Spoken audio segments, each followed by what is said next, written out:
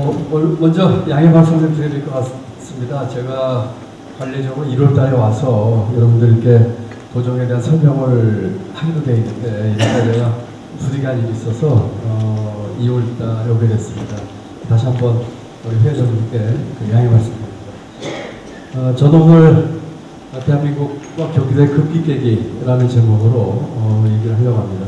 혹시 서체가 좀 익숙하신지 모르겠는데, 경기도 중에 쓰고 있는 경기도 서체입니다. 시간 정도인데 가능한 좀 빨리 진행을 해서 제가 갖고 있는 생각들, 도정의 방향을 짧게 좀 말씀을 드릴까 합니다. 여러분 어떠십니까? 지금 우리 대한민국 사회, 경제, 오래된 답답함이 있지 않습니까? 우리가 지금 갖고 있는 우리 사회와 경제의 구조적인 문제들은 이미 20년, 30년 전 묵은 과제들입니다. 그런데 우리는 그 묵은 과제들을 풀지 못하고 구조적이고 또 아주 장기적인 그런 문제에 늪에서 해내지 못하고 일어났습니다. 제가 중앙정부에서 마지막 공직을 하고 나온 게 4년 3개월 전입니다. 경제부총리 그만두고 나와서 서울을 떠나서 한 2년 반 정도 전국을 다녔습니다. 많은 분들 만났고, 우리 국민들이 사는 모습 보고 싶었고, 또 제가 34년 공직하면서 나름대로 했던 일들에 대한 성찰, 또 하고 싶었는데 하지 못했던 일은 무엇일까 하는 반성도 할 겸 제 아내와 둘이 백팩 메고 기차와 시외버스 타고 한 2년 반을 다녔습니다. 정말 많은 분들 전국 방방곡곡에서 만났습니다. 그 중에 어떤 분이 이런 얘기를 하시더라고요. 여수의 어느 어촌교에 갔습니다.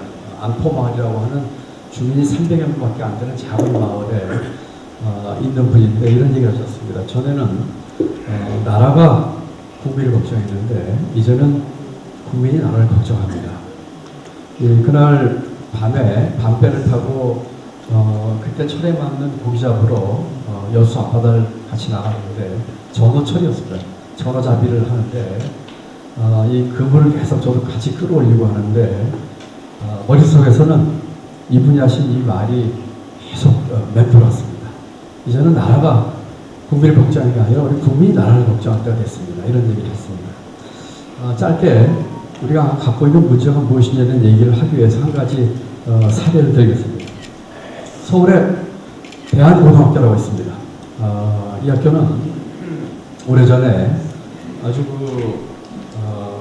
형편이 어려운 동네에 있는 학교라서 부모들도 자기 자녀들에 대한 교육에 대해서 생각하기 어려운 그런 지역에서 꼴찌학교였습니다.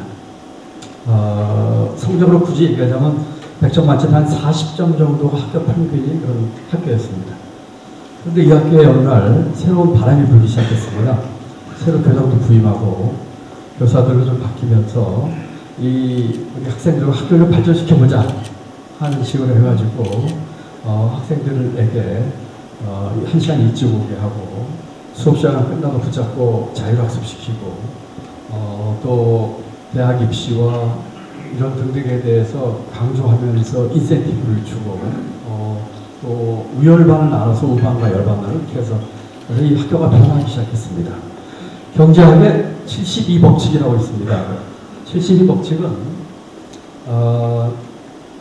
금년도 경제 성장률로 계속 성장한다고 가정할 적에 소득이 2배가 되는데 시간이 얼마나 걸릴까 하는 것을 72의 법칙이라고 합니다. 예를 들어서 금년에 대한민국 경제 성장률이 10%다 라고 하면은 분모에 10을 넣고 분자에 72를 넣으면은 답이 나옵니다.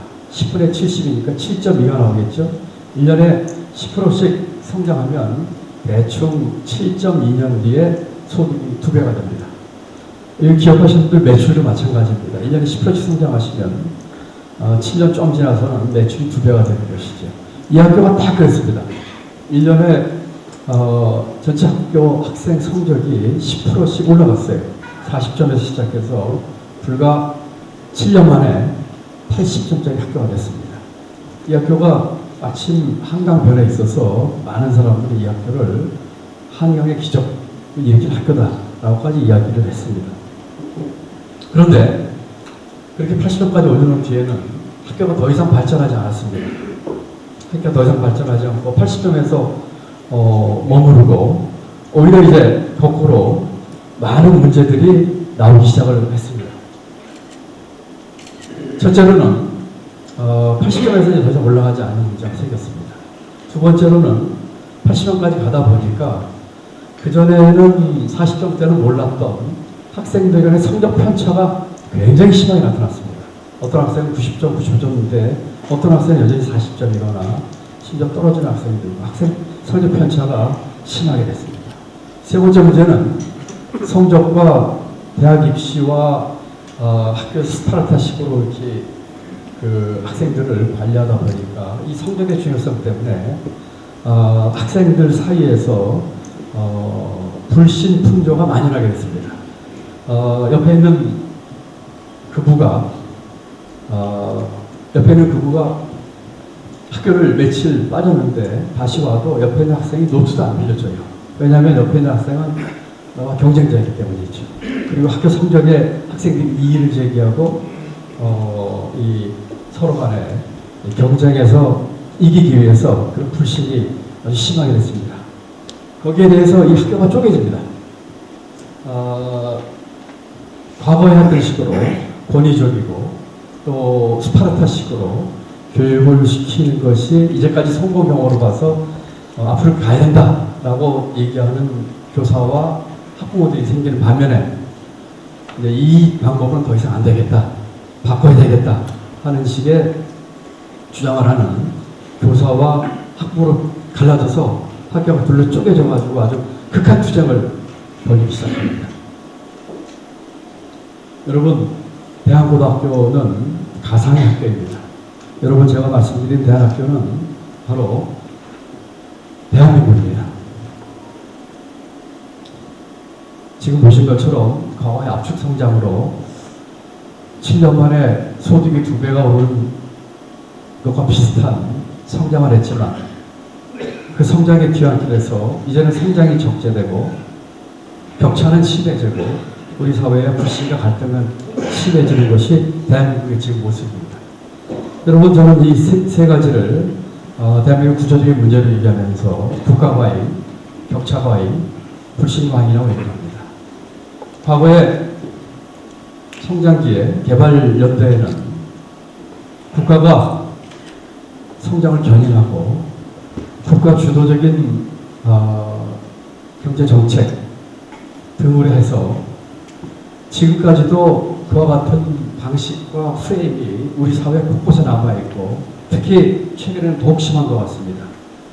심지어는 금융시장의 금리나 여러 가지 시장에서 결정되는 것들까지도 국가가 개입을 합니다. 그러면서 우리 사회의 양극화는 심해지고 소득 불균형 심해지고 끝간데 없이 심지어는 정치 양극화까지 벌어집니다.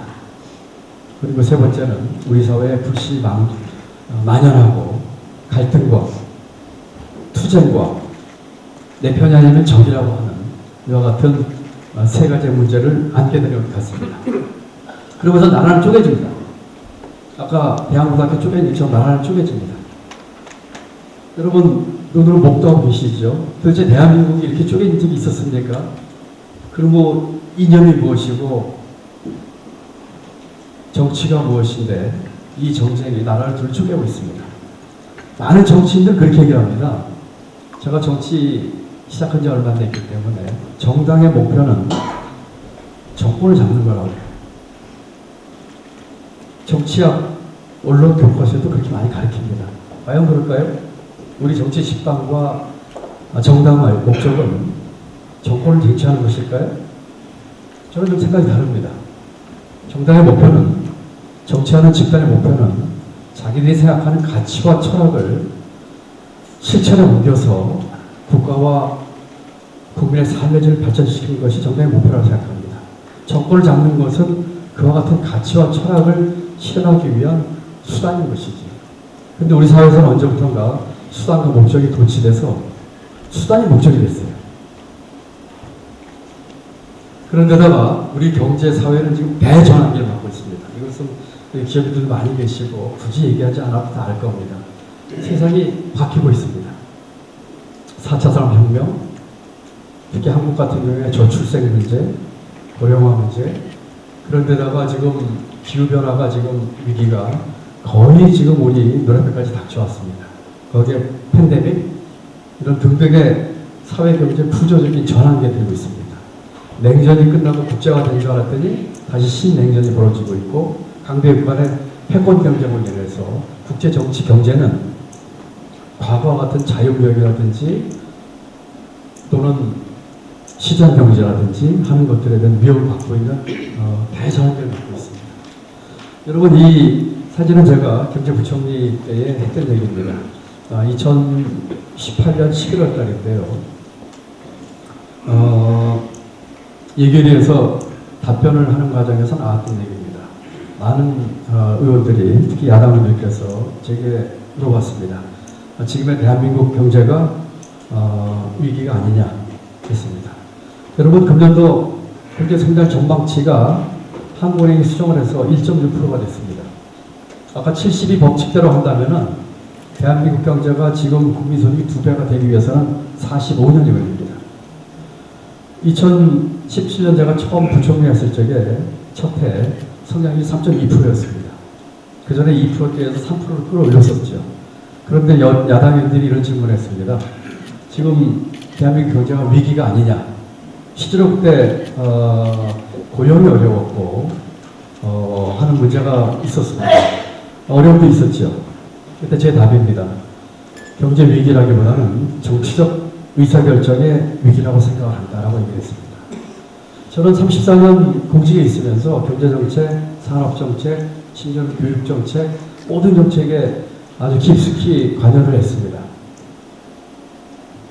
그런데 부총리까지 돼서 보고는 제가 했던 선의를 가지고 했던 올바라고 생각했던 수많은 경제정책들이 정치 논리에 의해서 판판이 잘못되거나 또는 시행이 되더라도 왜곡되는 모습을 너무나 눈으로 봤기 때문에 그때 제 생각에는 이 대한민국의 경제 문제, 여러 가지 다른 구조적 문제를 풀기 위해서는 정치부터 바꿔서는 안 되겠다는 생각을 하게 됐습니다.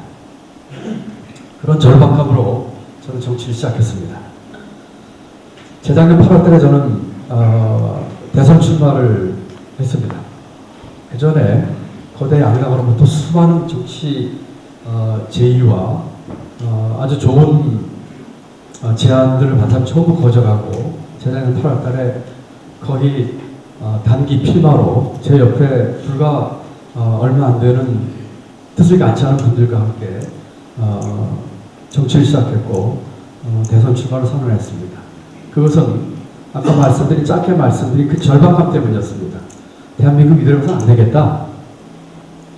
지금 상태에서 누가 정권을 잡아도 지금 우리가 갖고 있는 이 구조적인 문제를 해결할 수 없겠다는 생각을 하게 됐습니다.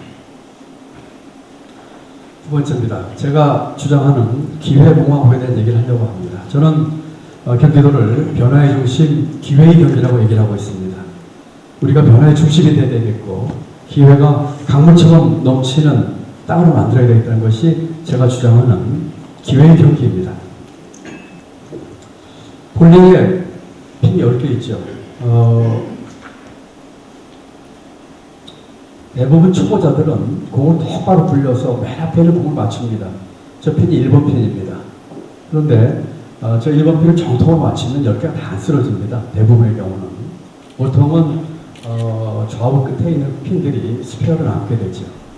볼링의 전문가들은 이 볼링 핀을 10개를 한꺼번에 쓰러뜨리기 위해서 지금 파랗게 색칠한 저 5번 핀을 건드리면은 10개가 다 쓰러질 가능성이 많다고 해서 저 5번 핀을 더 킹핀이라고 이야기를 합니다. 원래 그 킹핀이란 말은 볼링에서 나온 말이 아니고요. 브라질이나 인도네시아에서 나무를 벌목하고 운반할 적에 강으로 보내거든요. 워낙에 이제 부피가 크니까 내려가다가 어디선가 걸려가지고 내려가지 못하고 서 있을 적에 사람이 가서 그 걸려있는 어떤 나무를 꼬챙이 같은 거를 긴 장대로 건드려주면 다시 가야 하는 경우가 많이 있습니다. 그때에 그 나무를 더 킹핀이라고 불렀다고 합니다. 우리 사회의 킹핀은 무엇일까요? 여러분들 생각하실 적에 이 볼링의 핀을 우리 사회의 문제라고 한번 생각을 해보시죠. 아까도 얘기가 나왔지만 저성장, 저출생, 일자리, 청년 고용, 고령화 등등의 문제라고 생각해 보시죠. 우리 사회 문제가 비단 10개뿐이겠습니까? 저 뒤에 수많은 핀들이 발산하고 있을 겁니다. 가장 많은 핀을 쓰러뜨릴 수 있는 우리 사회의 더 킹핀은 무엇일까요? 과거에는 1번 핀을 건드리면 2번 핀, 3번 핀이 쓰러졌습니다. 다시 말씀드리면 1번 핀이 저성장이라면 성장을 높여서 뒤에 있는 2번 핀, 3번 핀이 일자리 문제라든지 또는 분배 문제라든지 양극화 문제죠. 이런 것들을 해결했습니다. 소위 말하는 개발연대 낙수효과 있을 때 얘기죠. 지금은 어떨까요? 1번 핀을 쓰러뜨려 성장률을 끌어올려도 일자리 늘어나지 않습니다. 오히려 양극화는 더 심화되는 것 같아요. 이와 같은 문제이기 때문에 과연 이와 같은 문제를 해결할 수 있는 더 킹핀이 무엇이냐 한번 생각해 보시죠. 저는 저 킹핀을 우리 사회의 승자 독식 구조라고 생각합니다. 어떤 사람들은 자기가 기여한 것에 비해서 훨씬 많은 보상을 받습니다. 어떤 사람들은 권한이 큰데 책임을 지지 않습니다. 여러분 우리 사회 국회의원들 어떠십니까? 얼마나 큰 권한을 갖고 있습니까? 그런데 어떤 책임을 집니까? 우리 경제에서 독과점이나 또는 불공정 있을 적에 어떤 분들은 자기들이 기여하고 투자하고 노력한 것보다 훨씬 더 많은 보상을 받는 반면에 그 거꾸로 그런 보상을 받지 못하는 분들 많이 있습니다. 우리 정치인은 어떨까요? 우리 지금 국회의원 선거구제는 단순 다수 소선거구제입니다. 한 선거구에서 한 표라도 더 많이 얻은 사람이 이깁니다. 어떤 문제가 있을까요? 여러분 우리 지금 투표율 50% 60%입니다. 거기에서 50% 60% 투표를 해가지고 누군가가 단상이 됐다고 치십시다. 50% 투표율에 60% 지지를 얻어봐야 전체 유권자의 30% 지지를 얻은 것입니다. 그런데 그 30%를 지지했던 그 유권자들의 뜻은 과잉대표되는 반면에 그렇지 않은 70%의 목소리는 무시되거나 과소대표되게 됩니다. 대통령 선거는 어떻습니까? 5년 단임의 이 선거구제가 갖고 있는 제왕적 대통령으로서의 승자 독식 구조. 이번에 정권이 바뀌어서 여러 가지 일들이 생기고 있습니다. 여기 정치 성향이 여러 가지를 보시기 때문에 제가 구체적인 말씀을 드리진 않겠지만 이와 같은 문제는 비단 이번 정부뿐만이 아닙니다. 왜 청와대 정부가 나오고 왜 용산 정부가 나옵니까? 매 정권마다 이런 것이 나온다는 얘기는 사람의 문제라기보다는 제도와 시스템의 문제라고밖에 볼 수가 없습니다. 승자 독식의 정치 구조죠. 적을 죽이지 않으면 내가 죽어요. 지금 우리가 눈을 못 떠오는 거 아니겠습니까? 이와 같은 승자 독식 구조가 저는 우리 사회 문제의 더 킹핀이라고 생각을 합니다. 교육은 어떨까요? 왜 우리에게 이렇게 학벌주의가 많이 나고 왜 서울에 인서울에 있는 대학의 웬만한 학교 학생들도 자기는 부조라고 생각을 할까요? 바로 이것 때문 아닐까요? 우리 사회의 인센티브 구조가 명문대학을 나와야 되고 취직은 이러이러한데 해야 되고 하는 것에 경도되어 있는 그 프레임이 지난 3, 40년대 끌어온 이 프레임이 그리고 앞으로는 도저히 이룰 수 없는 프레임이 아직도 우리를 지배하는 승자 독식 구조. 저는 이것이 우리 사회의 더 킹핀이라고 생각합니다. 이것은 마치 유치원 학생들이 하는 의자빼기 놀이와 비슷합니다. 여러분 의자빼기 놀이 아시죠? 10명의 어린아이들이 빙빙 도는데 가운데 의자가 동그랗게 9개가 있습니다. 음악이 나오면 학생들이 빙글빙글 돌다가 음악이 딱 그치면 의자를 하나씩 차지해야 됩니다. 반드시 한 명은 의자를 못 차지하게 돼 있어요. 그 게임이 계속되면서 마지막에 한 명이 남습니다. 우리 사회의 모습이 그런 건 아닐까요? 저는 크리스 대통령이 바보야 문제는 경제야 라고 했던 이야기를 많은 사람들이 패러디합니다. 그렇습니다. 경제가 문제지요. 저는 오늘의 이 사회 구조에 있어서는 그 문제를 저는 기회라고 생각합니다. 우리에게 기회가 주어지지 않습니다. 우리 청년들에게 기회가 주어지지 않습니다. 저는 어렵게 공부해서 상업학교를 나오고 취업을 했습니다. 운 좋게 3학년 때 취업을 했고 운 좋게 야간대학을 갈 수가 있었습니다. 바로 가지는 못했지만 몇 해 뒤에 야간대학에 가면서 공부할 수 있었습니다. 제가 정치하기 직전에 의정부의 어떤 학교에 가서 강연을 했는데 쉽게 얘기하면 특성화고등학교인데 여자 상업학교였습니다. 강연을 하자는도 하고 학생들이 이제 책을 가져서 사인해달라고 해서 사인하는데 어떤 학생 하나가 마지막에 슬그머니 와서 사인 받더니 저한테 편지를 하나 주고 왔습니다. 편지 내용이 이랬습니다. 가는 차 안에서 읽은 게 이랬습니다. 고3 학생인데 아버지가 3년 전 중학교 3학년 때 돌아가셔서 저는 소녀 가장으로 빨리 취직을 해서 돈을 벌어야 됩니다. 그런데 이렇게 취직하기 어려워서 너무나 힘들다 이런 편지였습니다. 저는 가슴이 먹먹해졌어요. 40몇 년 전에 제 모습이었거든요. 제가 그 고3 때 6 식구 가장으로 빨리 취직해서 돈을 벌어야지 혼자 일찍 32살 혼자 되신 우리 어머니 고생 덜하게 하고 동생 셋 고등학교를 마칠 수 있었을 텐데 그래도 그때는 제가 취직도 했고 몇 년 고생해서 야간대학 들어가서 직장생활하면서 대학을 마칠 수가 있었습니다. 그 후에 45년, 50년 가까이 흘렀는데 대한민국 경제는 수십 배 커졌는데 왜 지금도 우리 학생들은 일자리가 없고 대학을 못 가고 자기가 하고 싶은 일이 무엇인지도 모른 채 우리 기성세대 우리가 사회가 쌓아놓은 그 틀에서 마치 컨베이어 벨트 위에 있는 제품처럼 살아야 됩니까? 왜 수원의 상무녀 같은 일이 벌어지면 수많은 우리 주위에서 아직도 굶거나 아프거나 하면서 살지 못하는 제대로 살지 못하는 사람이 왜 우리 주위에 그렇게 많습니까? 우리 사회의 공동체 정신은 어디 갔습니까?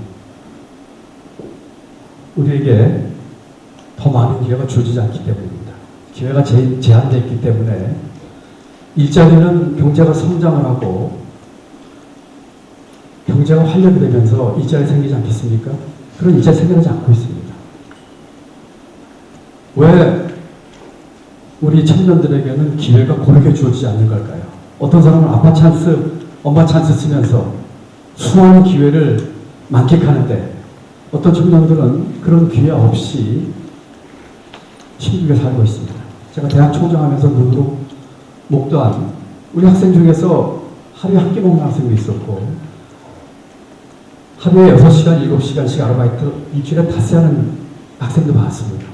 그런데 어떤 학생들은 엄마 찬스, 아빠 찬스 쓰면서 좋은데 인턴 올라가고 우리 주변에 최근에 매스컴에서 그런 사람 많이 있지 않습니까?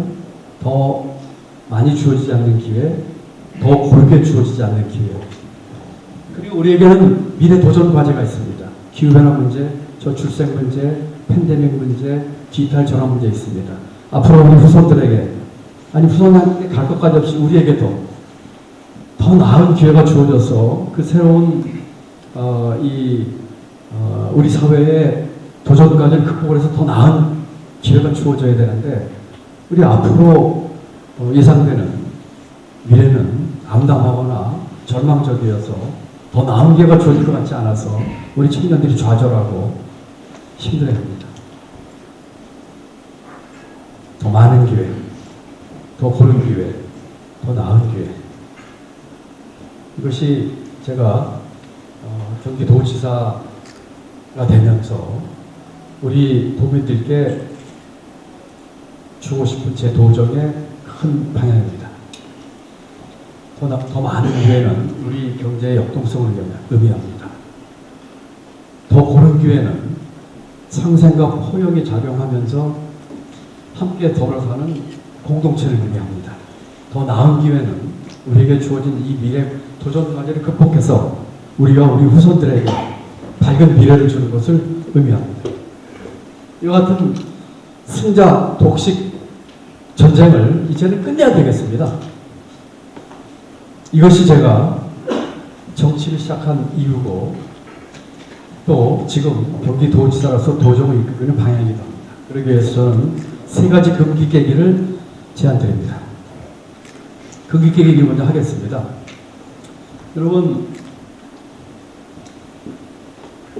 우리 운동 경기 중에 1마일 달리기 경기가 있습니다. 1마일이라는 생소하시겠지만 쉽게 얘기하면 400m 트랙을 4바퀴 도는 경기입니다. 유럽에서는 아주 인기 있는 종목이었죠.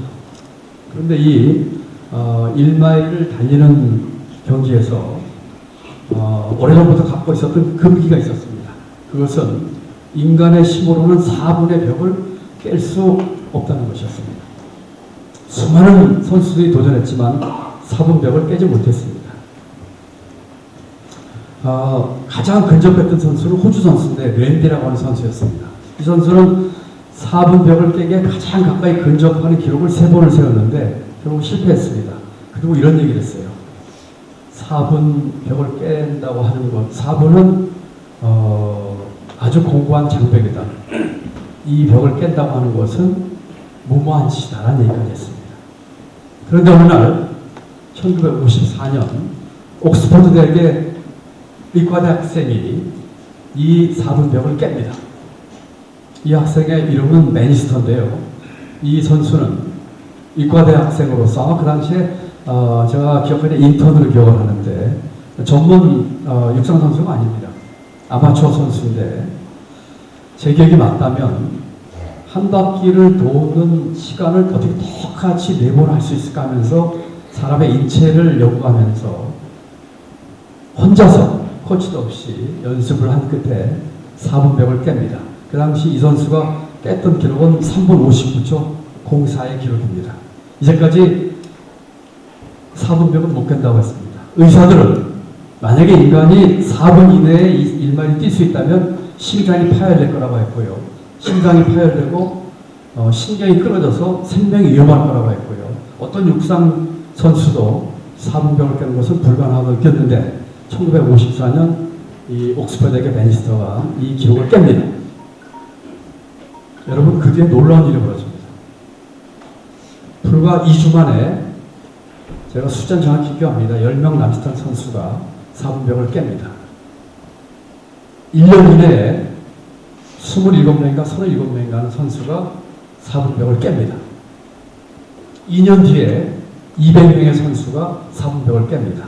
아까 도저히 깰 수 없다고 얘기했던 호주 선수 랜디도 이 선수가 기록을 깨고 2주 뒤인가 그 기록을 깹니다. 여러분, 금기는 이런 것입니다. 우리는 할 수 없다고 생각하거나 할 상상도 못하지만 한 번 깨지면 본물 터지듯이 깨질 겁니다. 우리 사회에 얼마나 많은 금기가 있습니까? 우리가 깰 수 없다고 생각하는 것, 우리가 이건 내게 주어진 환경이라고 생각하는 것, 우리를 옥죄하고 있는 제도들, 이런 것들 한번 깨지기 시작하면 본물 터지듯이 깨질 겁니다. 우리 이런 금기 좀 깼으면 하는 것이 제가 정치한 이유고 지금 경기도에서도 하고 있는 일입니다.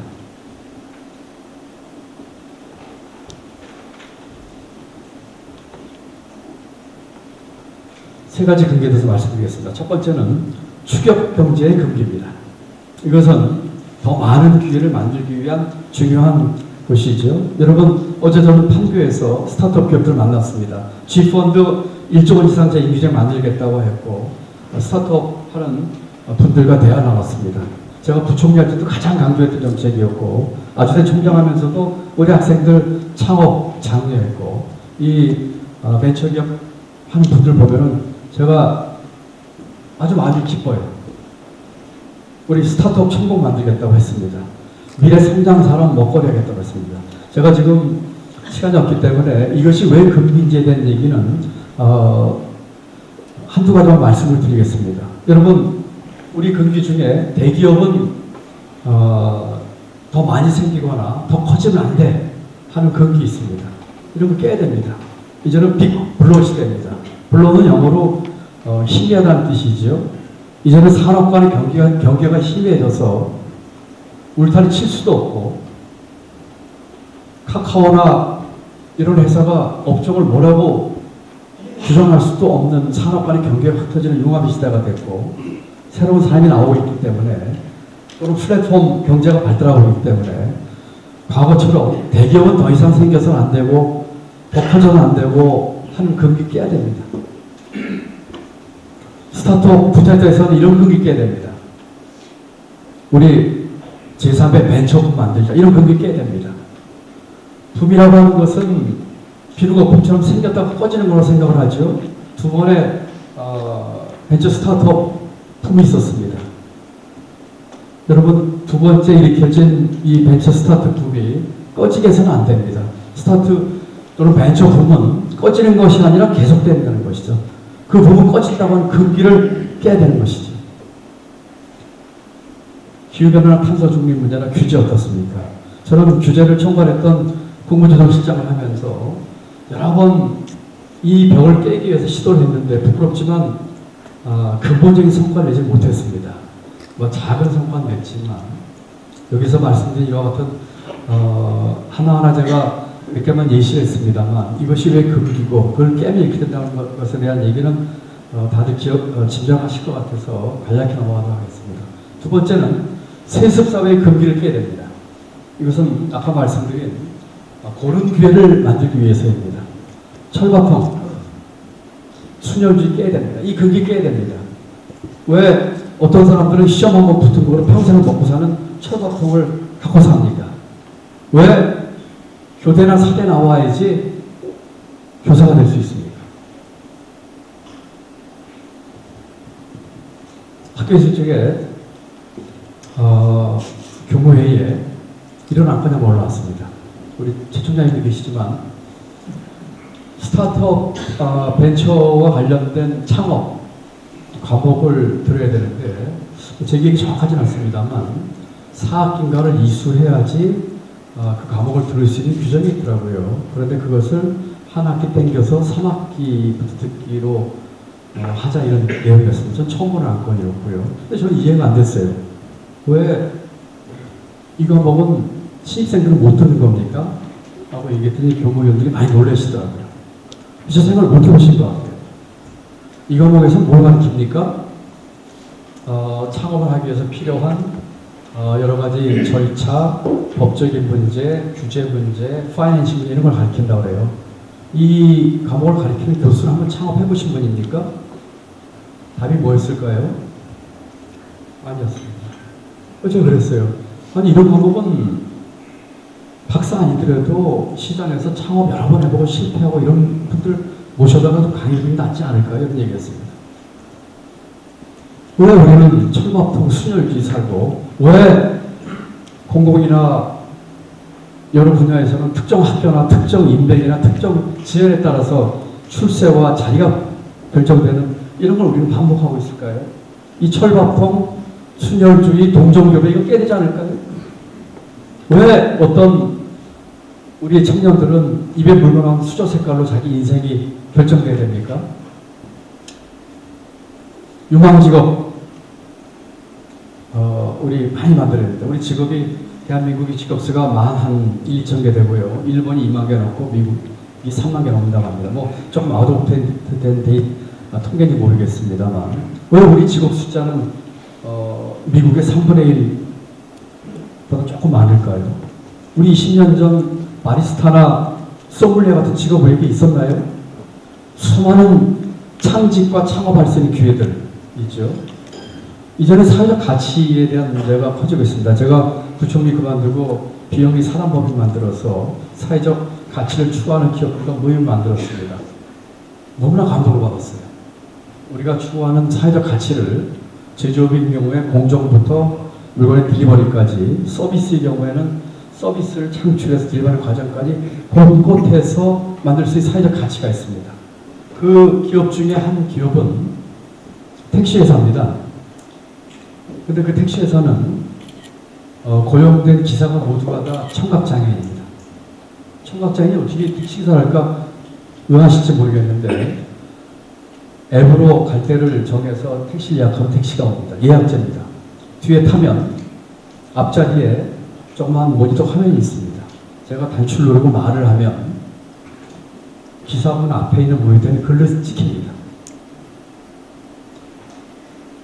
이 회사 CEO를 처음 만났을 때 이 친구가 27살이었습니다. 지금도 제가 만나고 있고 제가 이 택시를 많이 이용을 했습니다.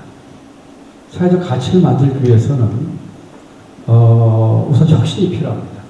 청각장애인이 운전하기 위해서는 청각장애인이 운전할 수 있게끔 하는 혁신이 필요한 것이거든요. 이 친구들하고 처음 미팅을 하면서 만났는데 기자들로 저한테 부총리 그만둔 뒤입니다. 기자들로 해서 사회적 가치 얘기를 많이 했어요. 그 중에 한 친구가 젊은 친구가 CEO 이런 얘기를 하더라고요. 왜 이렇게 호들갑 떠는지 모르겠다고요. 사회적 가치 전 모릅니다. 그냥 제가 하고 싶어서 일하는 거예요. 이렇게 그래요. 저는 거기서 정말 망치로 뒤통수 많이 충격을 느꼈어요. 저는 사회적 가치 추구를 규범적으로 제가 해야 될 일이라고 해서 그걸 모임을 만들었는데 그 젊은 친구 20대는 내가 하고 싶어서 하는데 왜 이렇게 난리법석을 치냐 이러는 거예요. 그게 지금 젊은 세대고 앞으로 바뀔 우리 세상의 모습입니다. 기업에서 왜 CSR을 할까요? 그런 사회적 가치를 창출하지 못하면 지속 가능하지 않기 때문이죠. 우리 계층이동 사단이 놔야 됩니다. 저는 운이 좋아서 한재초에 살아보고 천막집에서 끼를 걱정했지만 운 좋게 이 자리까지 왔습니다. 우리 청년들에게, 우리 어린 학생들에게 내가 노력하고 내가 열심히 하면 나름대로 자기 하고 싶은 일 찾아서 누구나 다 용이 될 수 있다고 하는 사회적 모빌리티가 풍부한 그런 사회를 우리가 만들어야 되지 않겠습니까? 세 번째는 기득권 정치의 근기입니다. 이건 아까도 여러 번 말씀을 드렸습니다. 정치판의 승자독식, 청와대 정부, 용산 정부 이런 거 없애야 되지 않겠습니까? 장관들은 원하는 사람들인데 왜 청와대에서 용산에서 이렇게 합니까? 저도 지난 정부에서 부총리 하면서 청와대와 의견들 때문에 많은 힘든 일이 있었습니다. 그래서 바깥에 나와서 제가 목도 눈물에 침 뱉진 않았습니다. 왜냐하면 저도 책임이 있기 때문이죠. 지금의 우리 정부의 운영 모습은 어떻습니까? 이것이 대통령 누구에 따라 다른 겁니까? 어느 대통령도 다 똑같았어요. 그렇다면 우리 사회 구조와 정치 시스템 문제가 아니겠습니까? 권력기업 인적 통제해야 됩니다. 어제 그제 제가 얘기는 안 하려고 했는데 또 나오네요. 어제 그제 제가 검찰에 압수수색을 당했습니다. 경기도가 지금 14번째 압수수색 당하고 있고 어제 그제는 19군데 압수수색을 당했습니다. 저는 지난 7월에 취임을 했고 제 컴퓨터는 새 컴퓨터입니다. 제가 왔을 적에는 새 청사였습니다. 제가 왔을 때 제 방은 완전 빈방이었습니다. 우리 앞에 염태영 부지사 계시는데 몇 번째 지금 압수수색 받고 있는지 모르겠어요. 도대체 우리 영부지사가 그 전 정부지사의 평균에서 무슨 관계가 있습니까? 저는 또 무슨 관계가 있습니까? 외람되지만 34년 이상 공직생활 하면서 부끄러운 일 한 번 저지른 적 없습니다. 그런데 왜 이래야 됩니까? 어제 간부에서 제가 우리 직원들에게 얘기했어요. 위축되지 말고 당당하게 해라. 우리가 진정성 가지고 도민과 경기도를 위해 선신하는데 그렇다면 부끄러울 게 뭐가 있고 감추고 숨길 게 뭐가 있느냐. 그런데 지금 이와 같은 권력기관의 민주적 통제를 많이 내고 있는 겁니까? 시민 참여 플랫폼 만들어야겠죠. 언론사들 많이 와 계신데 언론사들도 저는 솔루션 저널리즘을 대안을 제시했습니다만 우리 사회 문제 해결을 위한 솔루션 저널리즘을 가야지 저는 된다고 이렇게 생각을 하고 있습니다. 기득권 정치 금기계획이죠. 경기도의 유쾌한 반란에 대해서 말씀드리겠습니다. 이것은 금년도 제 도전 방향이기도 하고 사실은 저희 직원들은 오늘 1시간 동안 제가 앞으로 할 일에 대해서 아주 구체적인 얘기를 갖고 왔는데 여러분들에게 큰 방향을 얘기해야지 뭐 세부적인 마이크로한 정책을 얘기하는 것보다는 큰 방향을 얘기해 줄 것 같아서 이렇게 오늘 준비를 직접 해왔습니다. 경기도는 여러 가지 방향이 있지만 아주 알기 쉽게 5개의 기회 패키지를 추구하려고 합니다. 경기 기회 사다리를 만들려고 합니다. 금년에 우리 청년들에게 또는 베이비 부모 세대에게 또는 수많은 도민들에게 사다리를 놓겠습니다. 그 사다리를 통해서 사회적 이동, 계층 상승을 할 수 있는 기회를 만들겠습니다. 우리 청년들에게 청년 갭이어 만들고 청년 기회 사다리 만들고 적어도 300명의 우리 어려운 청년들 해외 나가서 경험할 수 있는 기회 만들고 적어도 500명의 청년들에게 자기가 하고 싶은 일 찾고 국내에서 그 같은 시도를 할 수 있게끔 하는 것 등을 포함해서 우리 장애인에게는 스포츠 관람권 또 많은 분들에게 이와 같은 기회 사대를 놓도록 하겠습니다. 두 번째는 경기 기회소득입니다. 기회소득은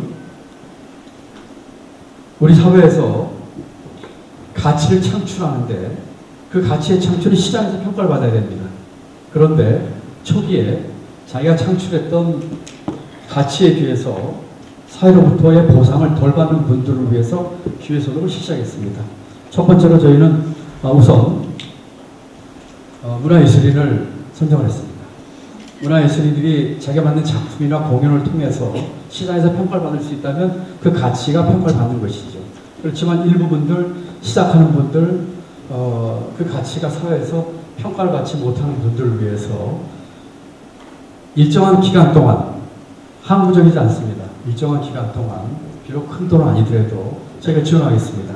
그분들이 창출하는 사회적 가치에 대해서 제가 격려해 드리겠습니다.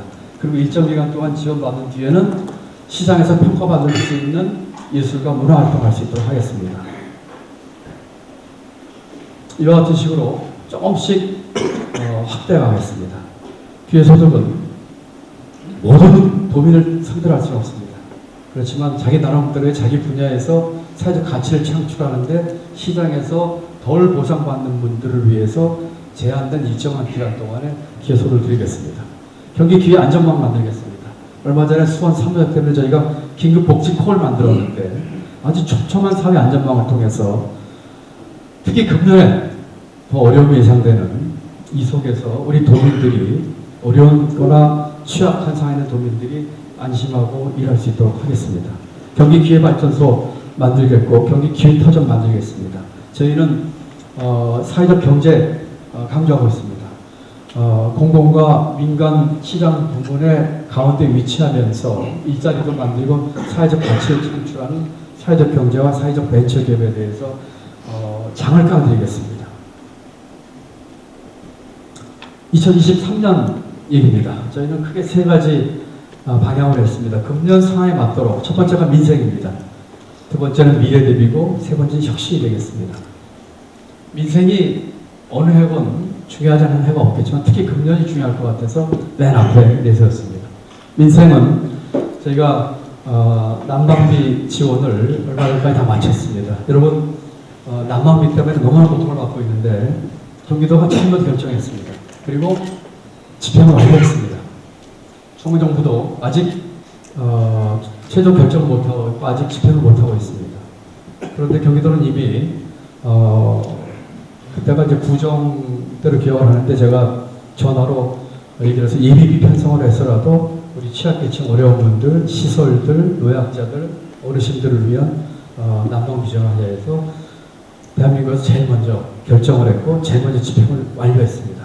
그리고 중앙정부에서 촉구했습니다. 이 문제는 취약계층, 어려운 계층뿐만 아니라 이미 중산층 대부분의 국민이 고통받고 있는 것이기 때문에 재정의 적극적인 역할을 통해서 중앙정부가 적극적으로 나서야 된다고 계속 촉구하고 있습니다. 중앙정부가 어떤 결정하는지를 봐서 그때 빠진 분들에 대해서는 저희가 보다 촘촘하게 또 대책을 만들 생각입니다. 교통요금 저희가 제일 먼저 동결했습니다. 물론 버스 업계나 택시 업계의 어려움은 충분히 이해합니다. 그렇지만 처음에 서울시가 버스요금 인상을 거의 결정을 하고 인천시가 눈치를 보고 있을 저희는 동결을 선언했습니다.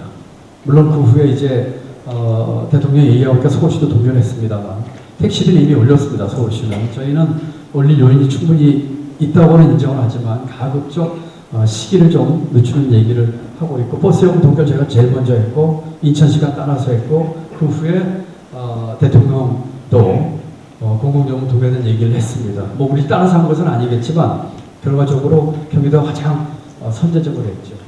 중소상공인 지원하겠습니다. 우리 신보 이사님도 와 계신데 우리 어려움을 겪을 우리 중소기업인들, 소상공인들, 자영업자들에 대한 대책을 보다 확실히 만들겠고, 지역화폐, 지금 저희는 지역화폐 중앙정부에서 크게 예산을 삭감을 했고, 특히 이 배분 방법을 바꿔서 저희 경기도의 예컨대 불교단체 같은 경우에 전혀 지원을 받지 못하고 우리가 받을 수 있어야 되는 돈의 극히 일부밖에 받지 못하는 일을 당했습니다. 여러 차례 얘기를 했는데도 마이너폭이었습니다. 지역화폐는 정치적인 걸까요? 우리 경기도에서 지역화폐를 가장 활발하게 하면서 이것이 소상공인과 자영업자에게 어떤 득을 줬으며 일반 소비자에게는 어떤 이득을 줬으며 지역 경제 활성화와 일자리에 어떤 보완을 했는지는 이미 경기연구원 연구 등을 포함해서 수많은 에비던스들이 있는데 이것이 정권 바뀌어서 이념적으로 해야 될 일입니까? 정부에서 작년에 정부안 예산을 냈을 적에 지역화폐 전액 삭감해서 냈습니다. 경기도는 여러 가지 어려움이 있지만 가급적이 지역화폐에 있어서도 중앙정부와는 결이 다르게 우리 지역 경제를 살리고 우리의 어려움을 겪고 있는 소상공인들 도와주기 위해서 적극적으로 정책을 펴겠습니다. 긴급복지콜은 저희가 전화기를 만들어서 어려움 겪고 있는 분들 전화하십시오. 지금까지 저에게 온 전화가 거의 2,000건에 달합니다. 수원 3번 사건 이외에 맞는 것입니다. 휴대폰 번호입니다. 120으로 했더니 전화 잘 안 하는데 휴대폰 번호로 하니까 전화가 쇄도하고 있습니다. 휴대폰 전화로 하면 누군가 받을 것 같거든요. 120으로 전화하면 대부분이 녹음음이 나올 겁니다. 그 분 중에서 진행되는 것까지 포함해서 굉장히 많은 분들에게 저희가 긴급복지를 제공했습니다.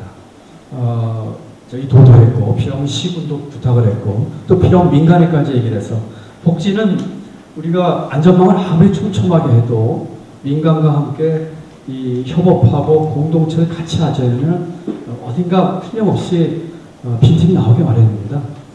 그래서 지금 어떠면은 정말로 긴급한 상황에서 생명 위협을 받고 계신 많은 분들이 이 복지콜로 인해서 또 희망을 갖고 또 용기 있게 살아가는 거라고 저는 믿고 있습니다. 미래에 대한 일입니다.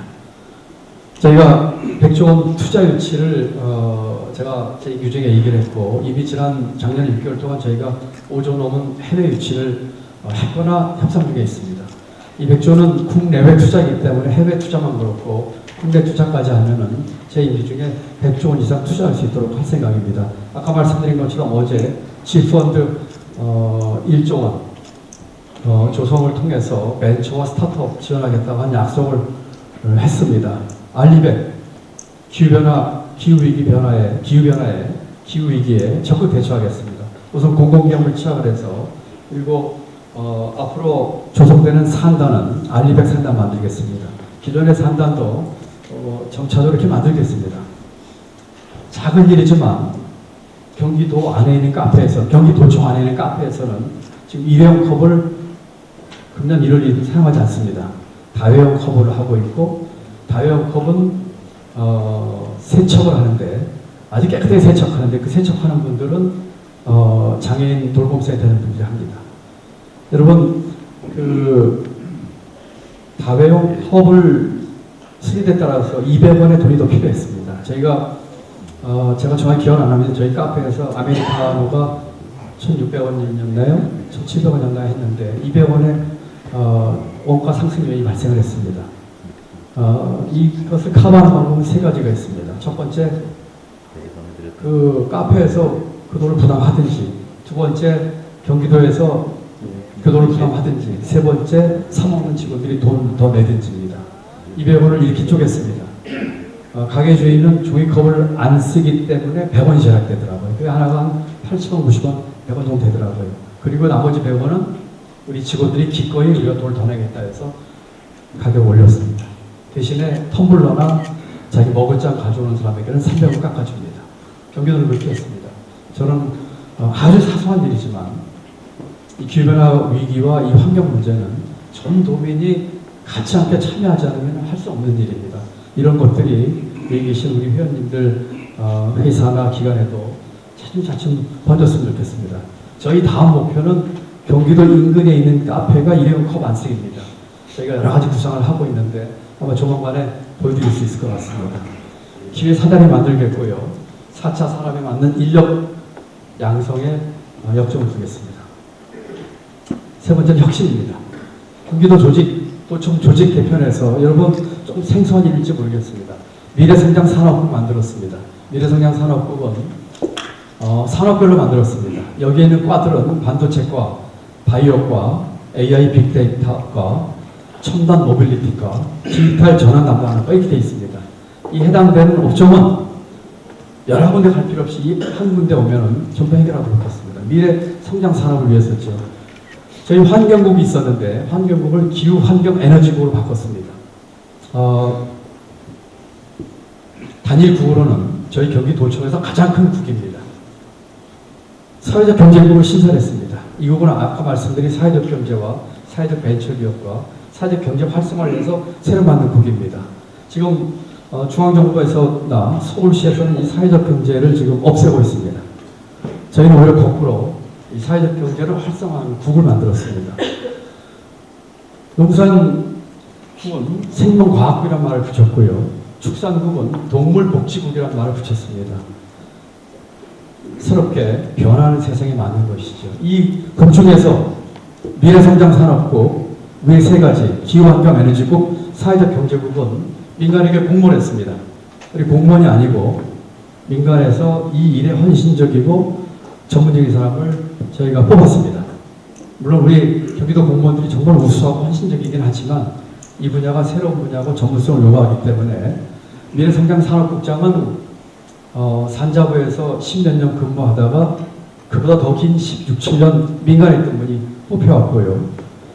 기후환경에너지국은 아마 다음 주쯤 발표할 수 있을 거고, 사회적 경제국은 조선일보 기자를 했다가 다음 커뮤니케이션 사장을 했다가 중소기업부의 벤처실장으로 근무하다가 청와대 중소기업 비서관 1급 했던 분이 상급 국장 자리로 왔습니다. 경기도에 저는 사람이 몰려오고 있다고 생각합니다. 경기 국제공항 추진 단장도 상급자인데 요 직전에 국방부 기획조정실장 1급 하시던 분이 왔습니다. 그분이 그 직전 보직이 군공항 이전 추진 단장입니다. 이런 분들이 직급을 강등해서라도 하는 일에 대한 가치에 동감하고 뜻을 모으기 위해서, 힘을 모으기 위해서 지금 경기도로 오고 있습니다. 또 우리 일하는 방식을 바꿨습니다. 경바시, 경기도를 바꾸는 시간에서 저희가 저희 직원들과 함께 토론하고 함께 문제를 제기하고 또 저희 실국장과 기관장들, 과장들, 사무관들 저희가 토론하고 같이 얘기하는 기회를 만들었습니다. 누구든지 우리 도청에 있는 사람들은 자기 생각과 소신을 분명히 얘기할 수 있도록 하는 것이 제 생각입니다. 레디팀 만들었습니다. 우리 직원들인데 경기도가 하는 일 중에서 깨치붙는 게 이 팀의 임무입니다. 비판적인 얘기만 하는 것이 이 팀의 임무입니다. 10명의 레디팀 2기가 지금 발족을 했습니다. 맞선 토크에서 우리 시도와 지금 안양시, 안산시, 다음 주에는 수원시, 우리 시장님이 초청하셔서 제가 수원시 공무원들과 맞선 토크를 합니다. 허물없이 지역의 애로사항 듣기도 하고 화성시와 맞선 토크는 기업인가 했습니다. 우리 이재준 시장님은 경기도 수원시 공무원들과 대화를 나눠달라고 해서 제가 수원시에 가서 다음 주에는 맞선 토크를 하게 했습니다. 도담서 오신 분 계시지만 제 공간의 이름입니다. 이곳은 도민을 담는 그릇입니다. 도민들과 소통하고 이야기 있는 공간을 만들어서 우리가 일하는 방식, 우리의 의식부터 바꾸자고 하는 혁신을 하고 있는 것이죠. 마지막 슬라이드입니다. 우리 오늘 이원성 회장님 제가 스포츠 얘기 많이 해서 굉장히 좋아하시겠네요. 여러분 이 사진은 1896년 제2회 아테네 올림픽 대회 때 사진입니다. 100m 결승전의 모습입니다. 지금부터 굉장히 오랜 얘기죠. 1890년 1회 대회니까요. 근데 좀 이상하지 않습니까? 여러분 보시기에 왼쪽에 있는 선수는 뻣뻣하게 서 있고 오른쪽에 있는 선수는 잔뜩 웅크리고 있습니다. 이때까지 모든 육상 선수는 왼쪽에 있는 선수처럼 출발했습니다. 그런데 이 대회에서 저 선수가 결승전인데 저런 자세를 처음으로 취했어요. 누가 이겼을까요? 오른쪽 선수가 이겼습니다. 저 선수가 영광스럽게도 아마 스포츠 역사에서 영원히 기록될 제1회 아테네 올림픽 100m 금메달리스트입니다. 저 선수 이름은 토머스 버크입니다. 미국 선수인데 처음으로 저런 폼을 띄웠습니다. 저 폼을 영어로는 크라우치 스타트라고 하고요. 크라우치는 잔뜩 뭉쳤다는 뜻이죠. 우리 한국말로는 캥거루 출발거림이라고 합니다. 저 선수는 12초 플랫 기록으로 이 대회에서 금메달을 땁니다. 중요한 거는 이 선수가 이제까지 남이 한 번도 안 해본 자세로 출발했는데 이 이후에 시간이 지나면서 모든 육상 선수가 단거리 선수들 다 저 선수의 폼을 따라서 출발합니다. 아무도 하지 않았던 자세인데 이제는 누구나 하는 자세가 됐습니다. 경기도 한번 그렇게 해보겠습니다. 이제까지 남이 안 해본 일, 금기라고 생각하면 깰 수 없었던 일, 시도조차 하지 않았거나 상상조차 하지 않았던 일 한번 해보겠습니다. 그래서 우리 경기도의 유쾌한 발라 한번 일으켜보겠습니다. 한번 뒤집어 보겠습니다. 우리 기회 여러분들은 우리 경기도의 아주 가장 중요한 오피니언 리더이시고 또 우리 경기도를 견인하고 계신 분들입니다. 저희가 이런 마음으로 진정성 가지고 우리 경기도민과 경기도를 위해서 헌신하겠다고 하는 약속을 제가 우리 도청의 수많은 공무원들과 함께 드리면서 여러분들의 관심과 협조를 부탁드립니다. 감사합니다. 같은 도전 일정중에도 이번 아침부터 열정적인 강의를 해주신 김성현 주장님께 다시 한번 큰 박수 부탁드립니다.